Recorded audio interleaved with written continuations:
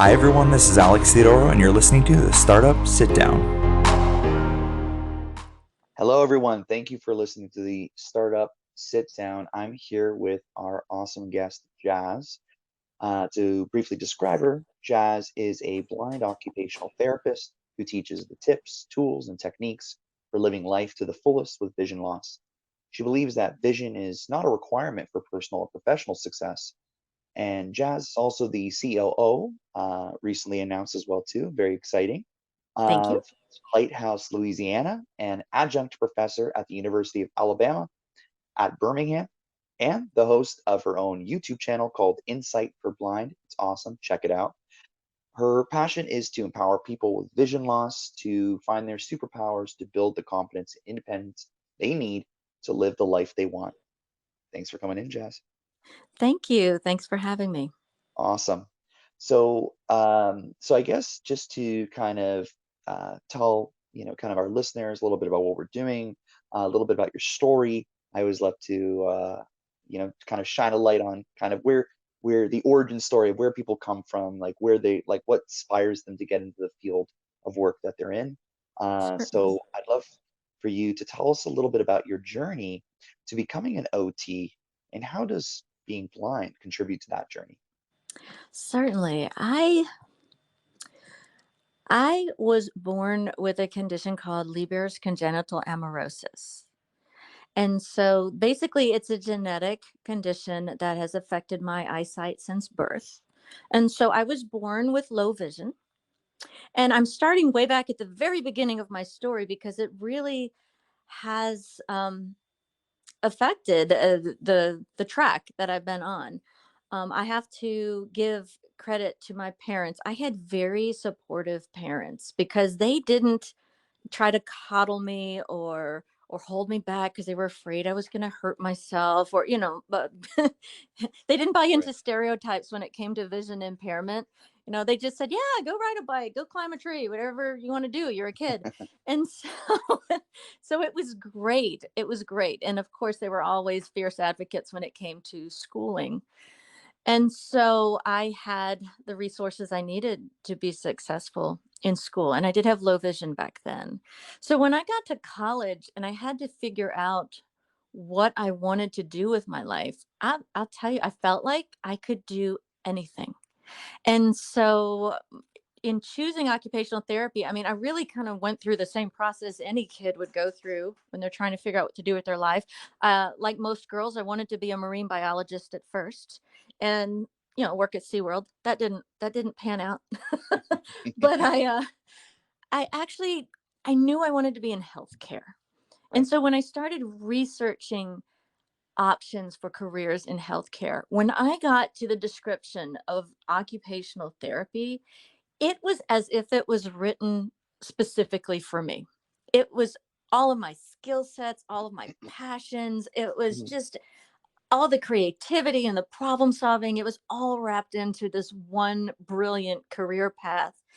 And I have never regretted it for a second because it has just been a perfect fit for me and my gifts and talents. That's incredible. No, that's incredible. And we actually work with many OTs, and in fact, one of our last guests was a doctorate in OT, and so it's kind of amazing, to kind of see that interest in the difference in perspective, your approach, but how it resonated with you, and really, I think that's really beautiful to hear. And do you? I'm sorry. Oh no, I was just going to explain. I mean, it the I'm so sorry. Words are hard. Okay. the the role of an occupational therapist is to help people overcome barriers that are getting in the way of them fully participating in their daily occupations. And I know everybody thinks of occupation as work, right? You go to do a job and you get paid for doing work.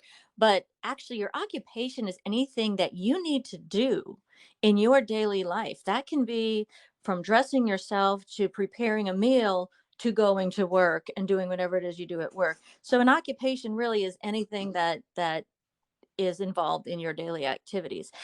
And overcoming barriers to independence, to do what you have to do, is my wheelhouse. It has been since the day I was born. So I've spent my Yeah. entire life doing that for myself as a person with a vision impairment. And so when I saw, when I found occupational therapy, that's why it was just such a good fit. And I have always felt that my personal disability and experiences with it have been an asset to me as an occupational therapist throughout my career. And I guess, is that like, do you find that that's kind of like your way to like, does that resonate with the clients or patients or people that you serve? Like, how do you feel that they, like, what's been their experiences working through it? Hmm. Because I think, it's an interesting perspective, and admittedly a first for me to kind of learn about, kind of how, having this vision impairment and in this very highly intensive, field of care, and you're also helping people who may Hmm. not have had these lived experiences as you. How do you kind of bridge that gap and connect with them? I think that's where my vision impairment has always been such a benefit, is it has always helped to break the ice with my patients. When I first went into the field, I was working in phys dis. So I was working in hospitals and doing, physical disability. Mhm. And so, I had burn patients, I had stroke patients. And funny enough, most of the time when I told them that I was visually impaired, the reaction was not of concern. The reaction was, well, your problems are definitely bigger than mine. So I'm going to stop complaining. Oh boy. And that was generally the response I got. And it would really help break the ice, because it reminded people that what they were dealing with, they were not the only person in the world that had to overcome a big challenge. And so it was kind of a great starting point, and it's always a wonderful point for discussion, because I'm an open book. I mean, you can probably tell that by now. So my patients would be distracted from their own woes and would really just get fascinated with the fact that, hey, Mm. here's a therapist who's blind and went through schooling to get to where they are and doing this, Yeah, this really important job. It's like, wow, that's really cool. If she can do that, then I'm sure that I can get over this and do what I have to do. And so amazing. it's always been a motivator, I think, in my That, career. no, that's incredible, and I think it's an interesting perspective because you often think it's like if someone's going through their own challenges and you have challenges, it's like how do we help one another? But instead, what I'm hearing is that it's almost a sense of like instant buy-in, instant kind of connection, that rapport building, but more importantly, a sense of trust and familiarity in Absolutely. kind of that shared challenge that we're both working through in our own Hmm. way, shape, or form. So I think that's beautiful and well said.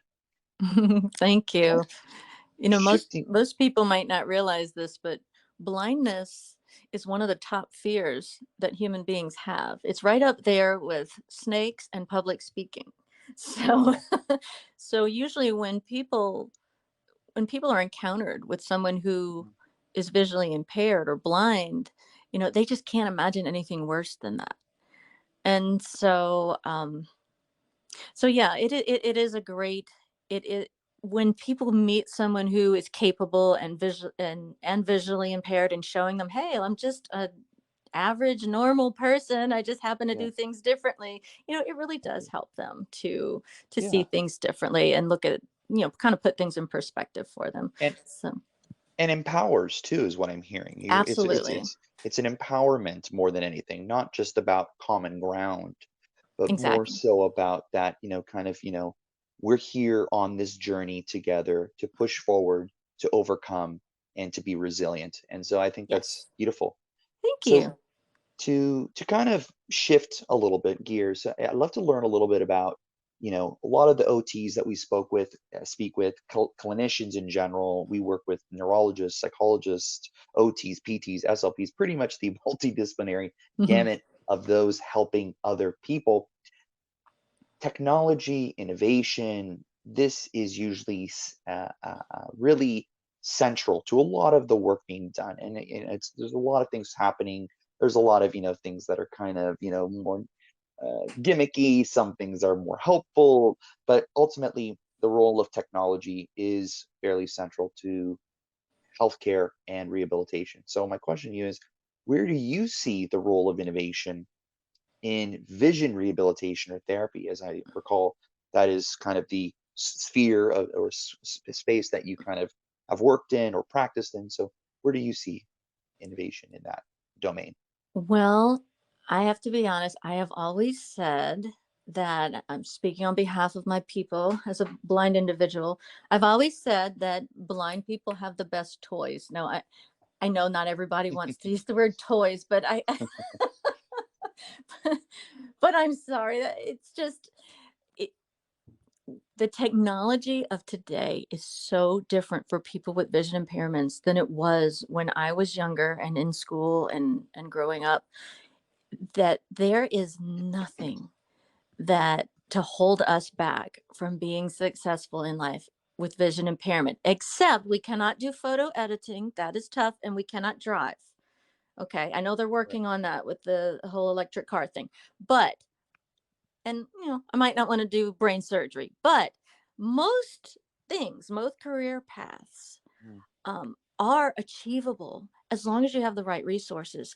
And the technology of today is so amazing. I mean, we have computers that talk. I spend most of my day on a computer doing mhm, everything that any other business person would be doing on a computer.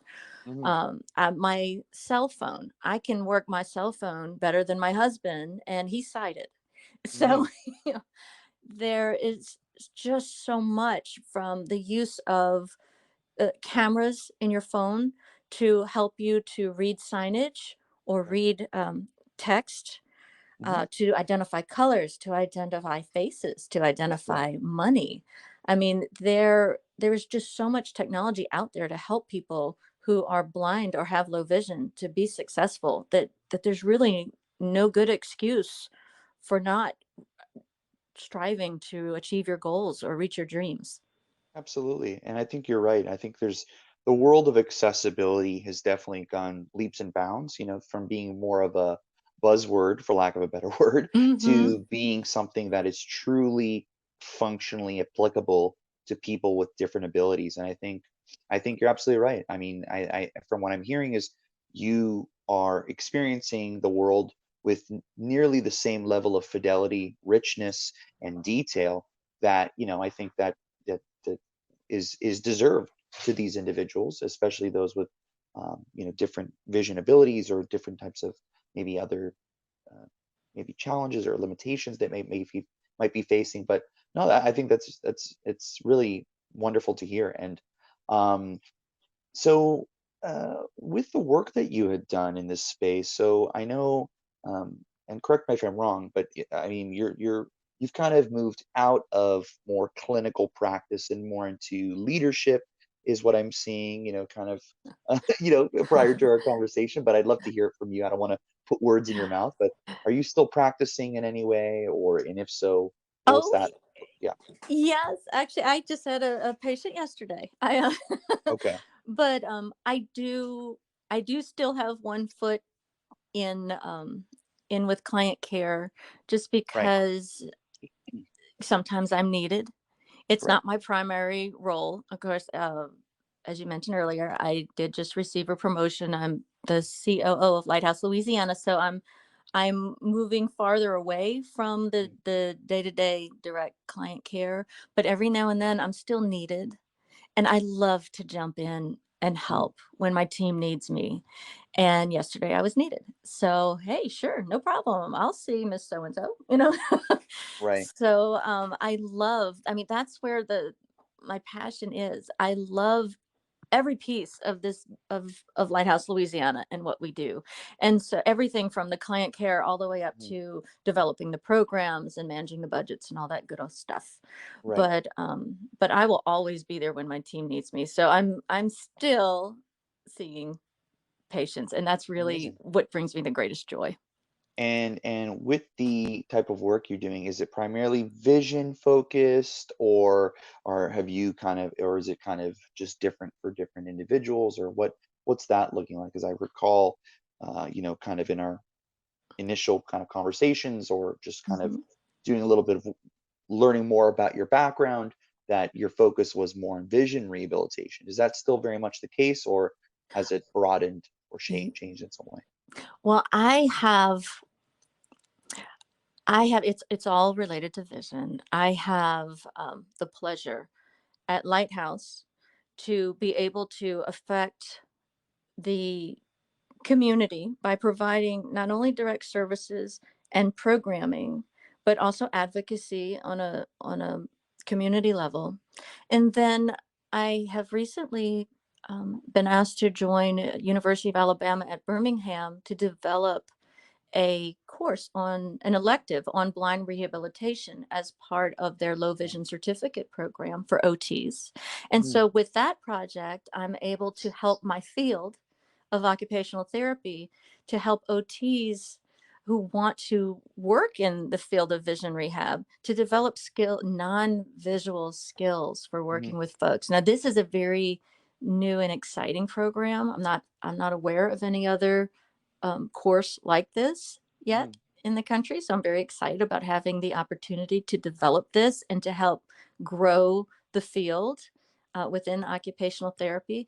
And then, of mhm. course, my YouTube channel allows me to educate on a more global platform to reach people who don't have resources. Because there are, I mean, this is sad, but less than 5% of older Americans who have struggles with their vision don't Right. receive the care they need. They don't have resources to get the OT or the O&M or the VRT or all the other alphabet soup folks Yeah. in vision rehab. And so that is the mission for my YouTube channel, is to be able to provide a free resource to folks who don't have anywhere else to get that information. And so, so I'm able to help people with vision loss in different ways on these Right. three platforms.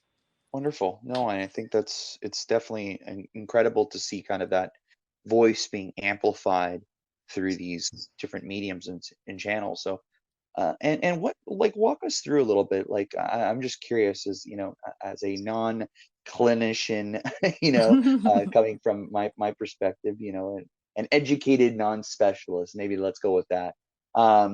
So, what does a vision rehabilitation session look like, or what's like? Give me an example of like a day to day, or like kind of a session you might have with someone. What Give So us what do a like. OTs Yeah. do for vision rehabilitation? Yeah, like, Is what's that your approach okay? to that? Yeah, but what's your approach to it though, right? Because it's probably something of a unique, maybe your personal flair to it. Obviously, it might not be 100% maybe translated from like Mhm. what's conventionally done. So I'd love to hear kind of, yeah, what your approach in that type of therapy is. Well, I'll speak in general terms first, and just so the audience will know. But in low vision, usually and historically up till now, Mhm, occupational therapists focus heavily on low vision rehabilitation. And so most of the training that's out there is to help mhm, them to work with people who still have some residual vision.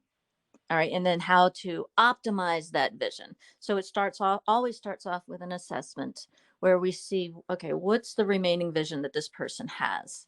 So the ophthalmologist's job is to look at the health of the eye and keep the eyes as healthy as possible, and to reverse any disease process or slow it down if possible, right?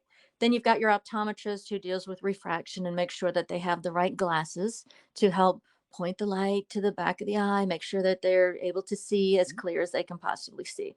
Well, what the OT does, the OT looks at, okay, you've got your glasses, so you've got what you can from the docs. Let's see what you have left, and what can be done to get the most out of what's remaining. And so a lot of times that has to do with lighting. Mm-hmm. So we do lighting assessments and make sure that they have appropriate ambient light and task lighting in the right places in order to move around, navigate safely, and perform tasks to the best of their visual abilities. Sometimes it's magnification. Sometimes it's using other environmental modifications such as contrast or Mm-hmm. touch dots to make things tactual.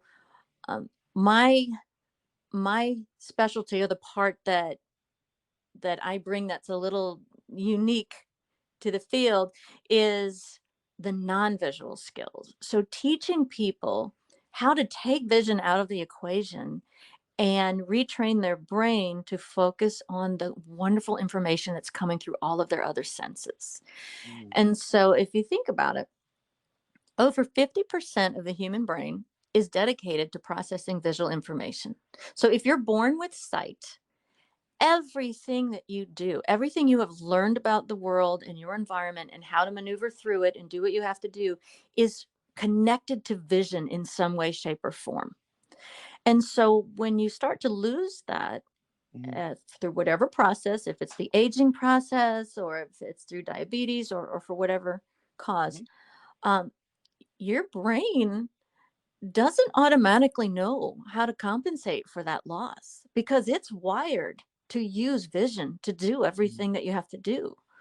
And so, it takes time, and you need help to understand how to compensate and to learn how to pay attention Mm-hmm. to all of the other sensory information that you're actually getting, you've just never paid attention to.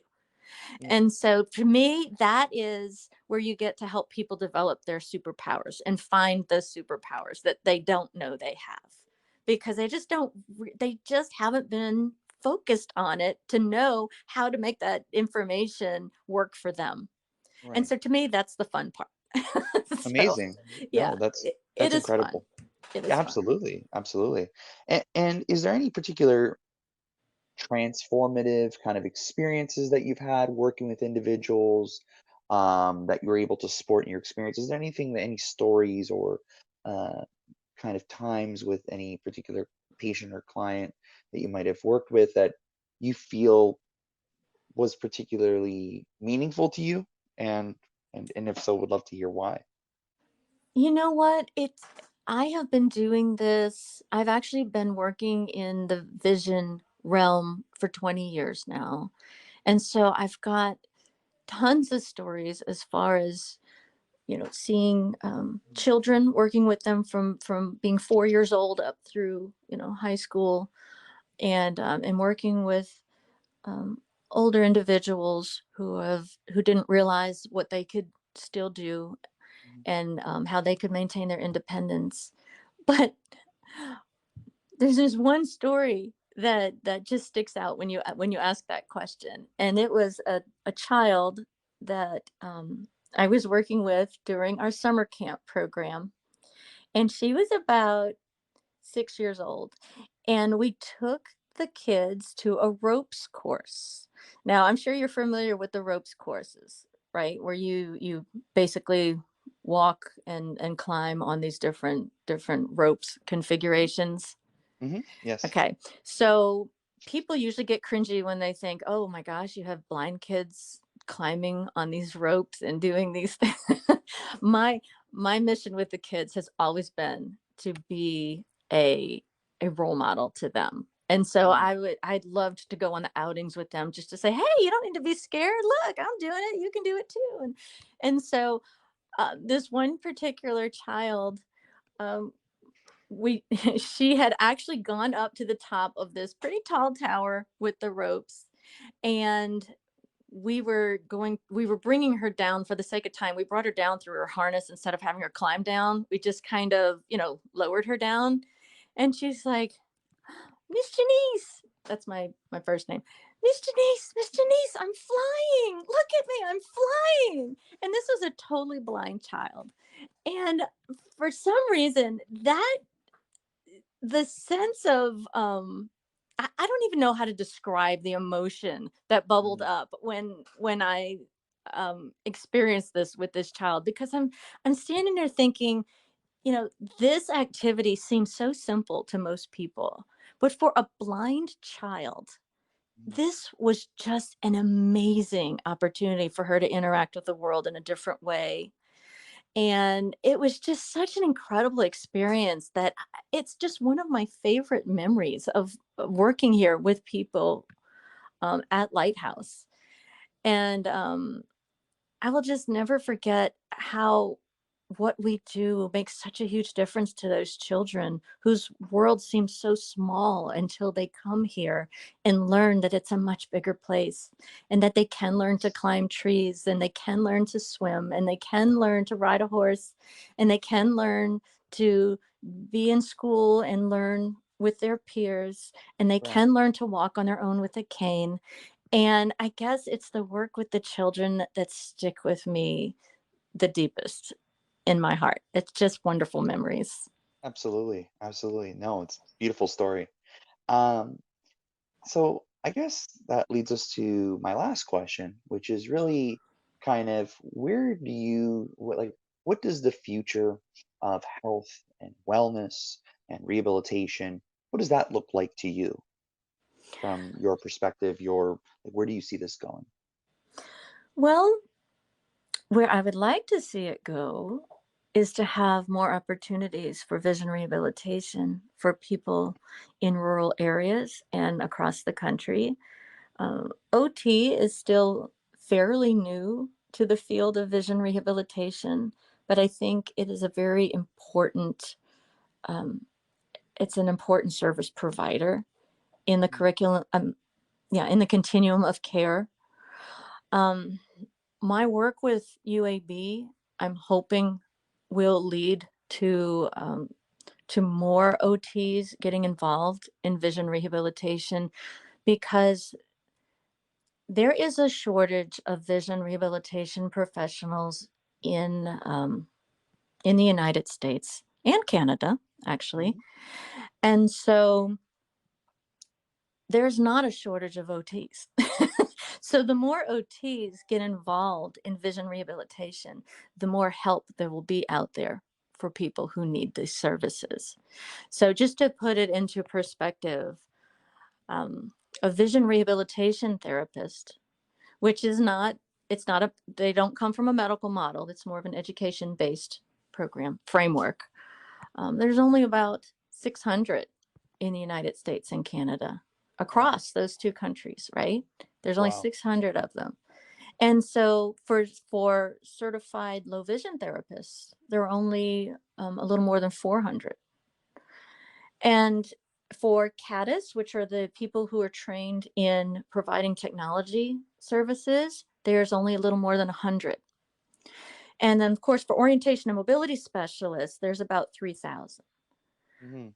But when you look at the number of OTs that are out there are thousands and thousands of occupational therapists out there. And so my hope, dream, wish, prayer for the future is that we'll have more OTs that are interested in vision rehabilitation and take the classes and get the certification and become a part of this wonderful specialty in our career, that because there are millions of people who need the help, and there just aren't enough people to help them. Mhm. Absolutely. Thank you. No, this has been wonderful. It's been a pleasure to speak with you. I'm so glad we met, and thank you, Jazz, for uh, shining a light on what you do and all the amazing work and those who you help, and definitely an inspiration to us, and I'm sure many of those who are listening in as well too. But thank you again for your time, and look forward to staying in touch as well. Well, thank you very much. And if anybody'd like to check out my YouTube channel, it's Insight for Blind. So INSIGHT, the number 4, and BLIND, all written out as one continuous word. Send me your comments, ask questions, ideas for future videos. I would love to hear from all of you. Perfect. Thank you, Jazz. Take Thank you care. for the opportunity, Alex. All right. Bye bye. Bye.